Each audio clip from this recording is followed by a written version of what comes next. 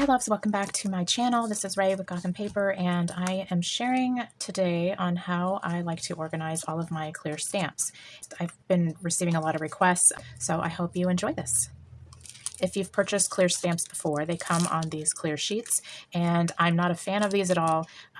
These are extremely sharp, and I don't need anything else in my studio that's sharp. So what I do is I save all of these and I incorporate those into laminated dashboards, clear dashboards. I stamp on them and laminate them. Lots of different ways that I like to play with those. So before I get into how I like to store them, I thought I would just go through briefly and show you my collection of Gothic stamps that I like to use on a regular basis. So this one is a really cool background stamp and reminds me of Dragonhide. I'm a huge fan of Targaryen's storyline in Game of Thrones, and that is what led me to naming my shop Got Wax. And so I've got several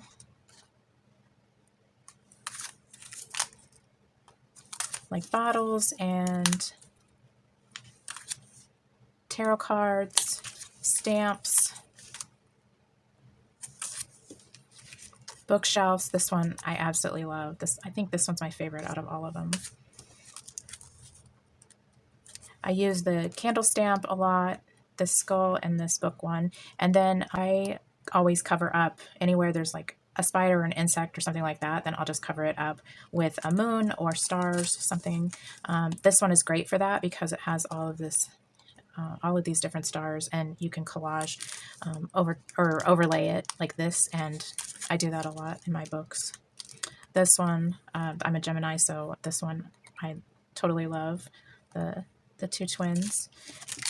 And then I love bats, so I have lots of different bats. I also love anything to do with the fae. I'm constantly doing fairy miniatures and elven miniatures and things like that, and so I use these for a ton of different things. Sometimes I will actually stamp this on material and cut it out and use those as my wings for my miniatures. And then this one it's metal, it's very sharp.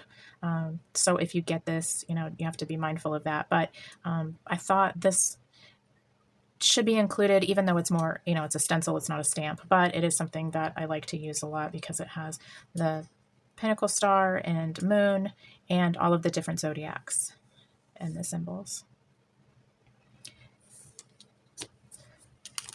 So let's move on to how I like to store these.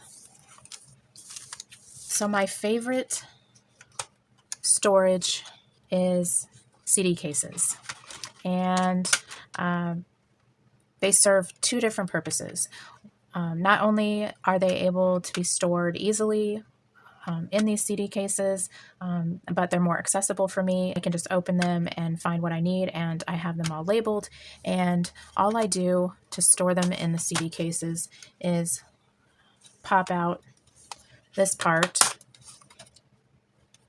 and store on each of the sides, and then put a label across the top here with my Brother P-Touch labeler that I use quite a bit in my previous videos, and that way I can file them all away facing up. So it looks like this, and I know exactly where my stamps are, what I want to go to, and it also doubles as a stamping surface. I don't do acrylic blocks. Acrylic blocks, well, they may be more affordable now. I haven't checked the prices, but when I first got into stamping, acrylic blocks were extremely expensive, and I just didn't see the point when I had a clear surface that I could use to stamp with these. So all I do,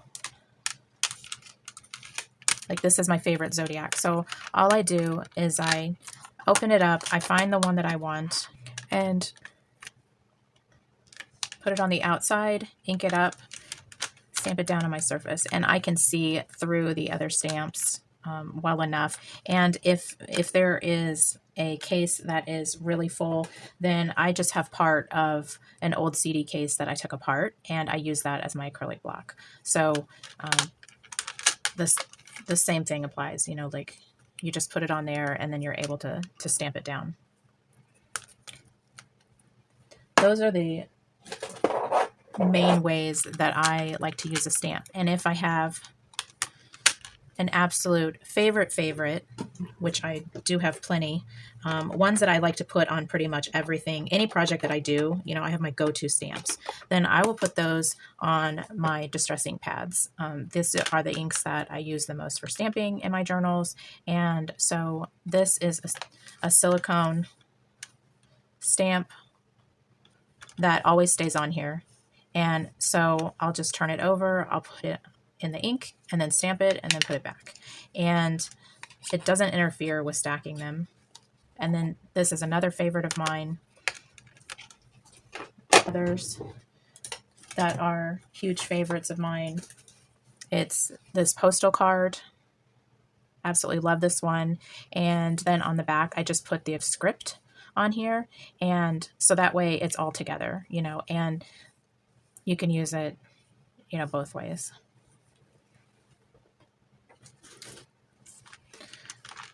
So this one is my favorite for the zodiac. And then I have